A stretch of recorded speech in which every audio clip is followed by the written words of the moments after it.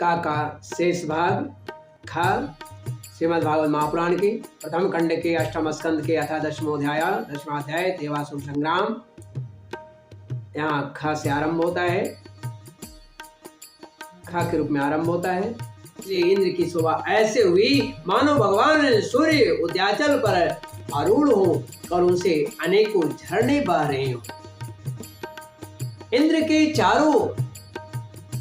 के चारों ओर अपने अपने वाहन, ध्वजा और आयुध से युक्त होकर के देवगण अपने अपने गणों के साथ वायु, अग्नि, वरुण आदि लोकपाल हो लिए।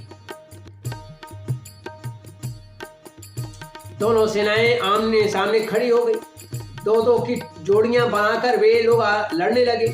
कोई आगे बढ़ रहा था तो कोई नाम ले लेकर ललकार रहा था, कोई मर्म भेदी वचनों के द्वारा अपने प्रतिद्वंदी को धिक्कार रहा था, ललकार रहा था।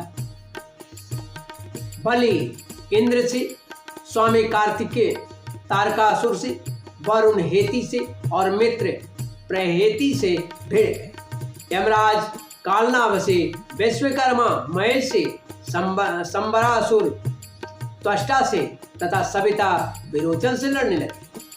नमुची अपराजिता से, अश्विनी कुमार विषव पर्वा से तथा सूर्यदेव बलि के बाण आदि 100 पुत्रों से युद्ध करने लगे। राहु के साथ चंद्रमा और पुलुमा के साथ वायु का युद्ध हुआ। भद्रकाली देवी ने शुंभ और शुंभ पर झपट पड़ी। परीक्षित जंबासुर से महादेव जी की, महिषासुर से अग्निदेव की और वातापी तथा इलवल से ब्रह्मा के पुत्र मरीचि आदि की ठन। दुर्मर्ष के कामदेव से, उत्कल की मातृगणों से, शुक्राचार्य की बृहस्पति से और नरकासुर के शनैश्चर से लड़ाई होने लगी। निवात कवचों के साथ मरुदगण, कालेयों के साथ वसुगण, पौलोमों के साथ विश्व देवगण तथा क्रोधवशों के साथ रुद्रगण का संग्राम होने लगा। इस प्रकार असुर और देवता रणभूमि में द्वंद्व युद्ध और सामूहिक आक्रमण द्वारा एक दूसरे से भिड़कर परस्पर विजय की इच्छा से उत्साहपूर्वक तीखे बाण, तलवार और भालों से प्रहार करना शुरू कर दिया। भालों से प्रहार करने लगे। वे तरह तरह से युद्ध कर रहे थे। भुसुंडी, चक्र, गदा, रिष्टि, पट्टिसा, शक्ति, उल्मो, प्रास, हर्षा, तलवार, भाले, मुग्धर, परिक और बिंदीपाल से एक दूसरे का सिर काटने लगे। उस समय अपने सवारों के साथ हाथी, घोड़े, रथ आदि अनेकों प्रकार के वाहन और पैदल सेना छिन्न भिन्न होने लगी। किसी की भुजा, किसी की जांघें, किसी का सिर यानी किसी की गर्दन और किसी के पैर कट गए। इस युद्ध में किसी की ध्वजा, किसी के धनुष, कवच और आभूषण ही टुकड़े टुकड़े हो गए। उनके चरणों की धमक और रथों की पहियों की रगड़ से पृथ्वी खुद गई यानी गड्ढा हो गया। उस समय रणभूमि से ऐसी प्रचंड धूल उठी कि उसने दिशा, आकाश और सूरज को भी ढक दिया। परंतु थोड़ी ही देर में खून की धारा से भूमि अपलावित हो गई और कहीं धूल का नाम भी नहीं रहा।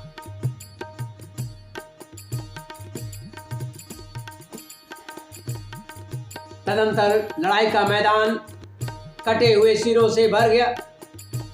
किसी के मुकुट और कुंडल गिर गए थे तो किसी की आंखों से क्रोध की मुद्रा प्रकट हो रही थी। किसी ने अपने दांतों से ओठ काट रहे थे, ओठ चबा रहा था।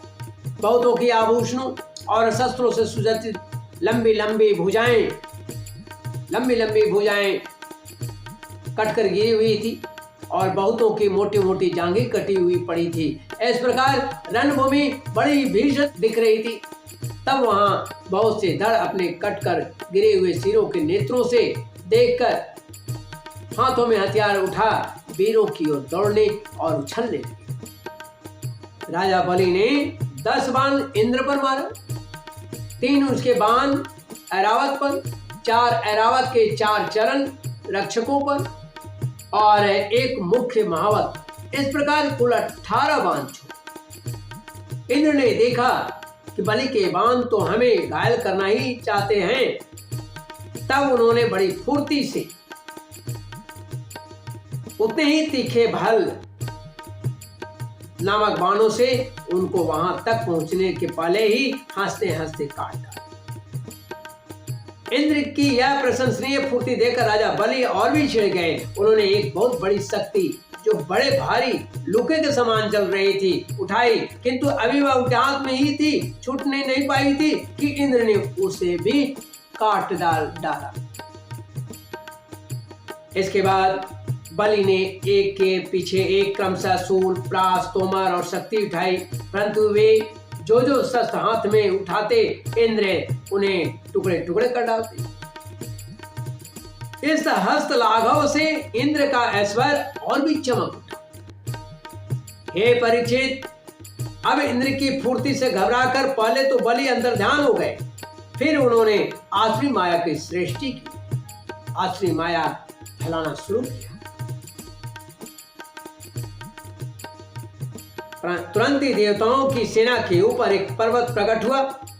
उस पर्वत से दावाग्नि से जलते हुए वृक्ष और टांकी जैसी तीखी धार वाले शिखरों के साथ नुकीली शिलाएं गिरने लगी। इससे देवताओं की सेना चकनाचूर होने लगी। तत्पश्चात बड़े बड़े सांप, दंतसुक, बिच्छू और अन्य विषैले जीव उछल उछल कर काटने और डंक मारने लगे। सिंह, बाघ और सुअर देव सेना के बड़े बड़े हाथियों को फाड़ने लगे। हे परीक्षित, हाथों में सूल लिए मारो काटो इस प्रकार चिल्लाती हुई सैकड़ों नंग दड़ंग राक्षसियां और राक्षस भी वहां प्रकट हुए। कुछ क्षण बाद ततो महाघना व्योम्नि गंभीर परुषश्वना अंगारान्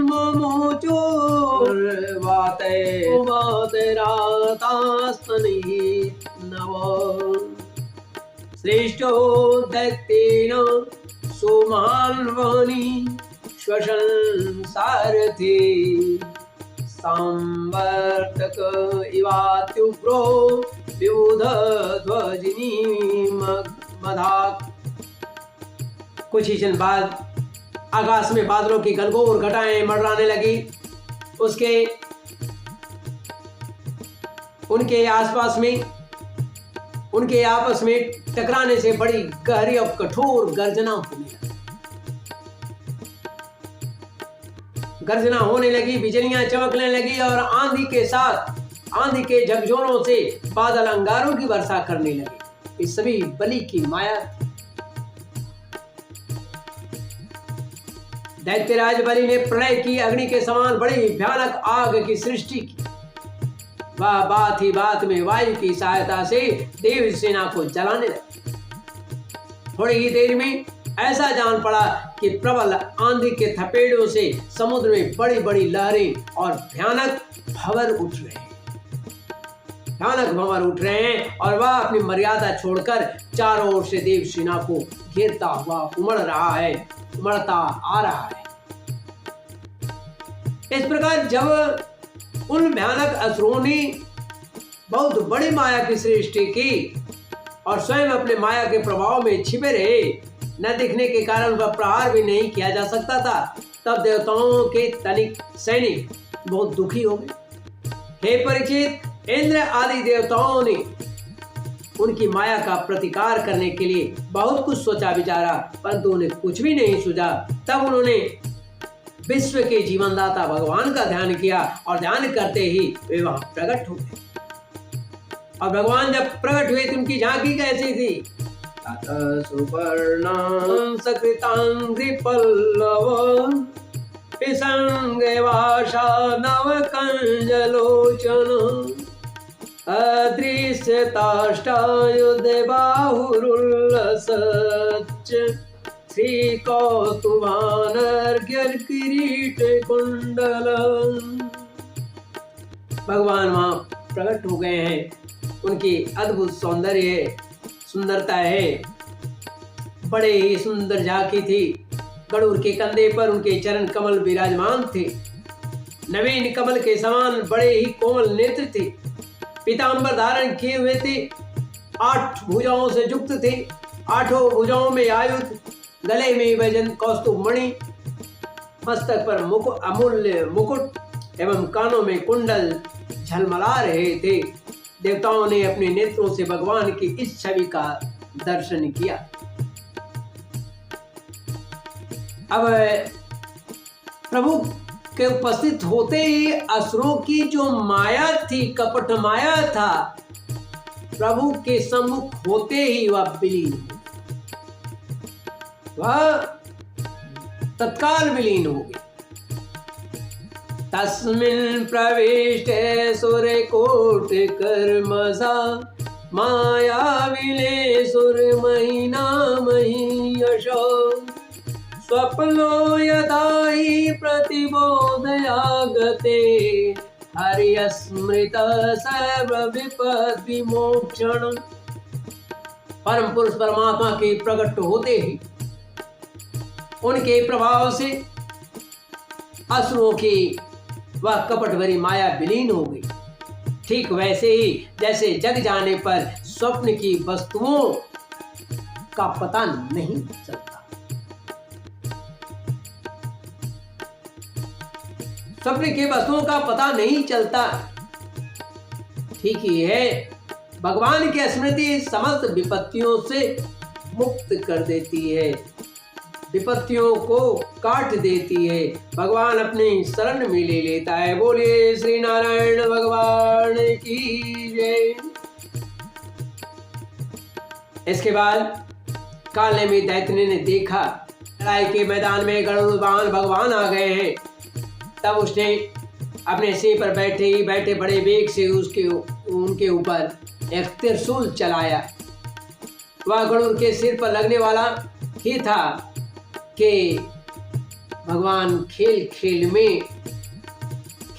में ही भगवान ने उस त्रिशूल को पकड़ लिया और उसी त्रिशूल से उसके चलाने वाले कालनेमी दैत्य तथा उसके वाहन को भी मार डाला। बोलिए श्री लक्ष्मी नारायण भगवान की जय। भगवान ने युद्ध में अपने चक्र से माली और सुमाली जो 2 बड़े दैत्य थे, वे बड़े ही बलवान थे। भगवान ने युद्ध में अपने चक्र से उसके भी सिर काट डाले और वे निर्जीव होकर गिर पड़े। बाद में तदंतर मल्लवान ने अपनी प्रचंड गदा से गरुड़ पर बड़े वेग से प्रहार किया, परंतु गर्जना करते हुए मल्लवान के प्रहार करते ही भगवान ने चक्र से उसके सिर को भी धड़ से अलग कर दिया। बोलिए श्री राधा रमण बिहारी लाल कृष्ण चंद्र भगवान की जय। इस तरह से यहाँ पर देवासुर संग्राम शुरू है। आगे भी इसकी कथाएं होंगी। 11वें अध्याय में श्रीमद् भागवत महापुराण के प्रथम खंड के 8वें स्कंद के अथा 10वां अध्याय देवासुर संग्राम का वर्णन यहाँ हिंदी में खा के रूप में समाप्त होता है। त्रुटियों के लिए क्षमा चाहेंगे। श्री कृष्ण गोविंद हरे मुरारे हे नाथ नारायण वासुदेव। श्री कृष्ण गोविंद हरे मुरारे हे नाथ नारायण वासुदेव। हे नाथ नारायण वासुदेव। श्री कृष्ण श्री कृष्ण श्री कृष्ण श्री कृष्ण।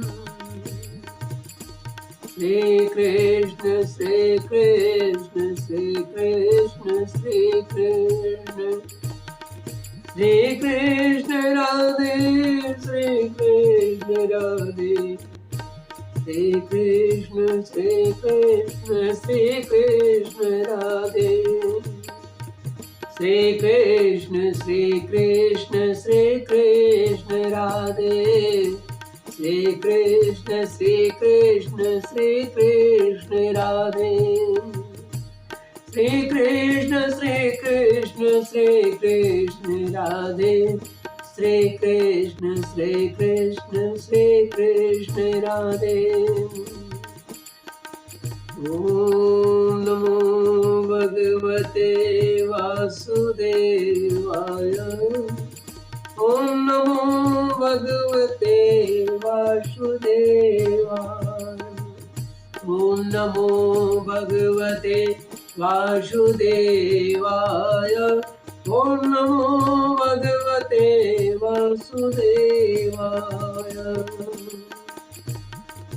बोले धर्म की जय हो अधर्म का नाश हो प्राणियों में सद्भावना हो विश्व का कल्याण हो गौ माता की जय हो भारतवर्ष की जय हो श्री लक्ष्मी नारायण की जय हो गौरी नंदन भगवान गणेश की जय हो आद्या शक्ति माँ जगजननी की जय हो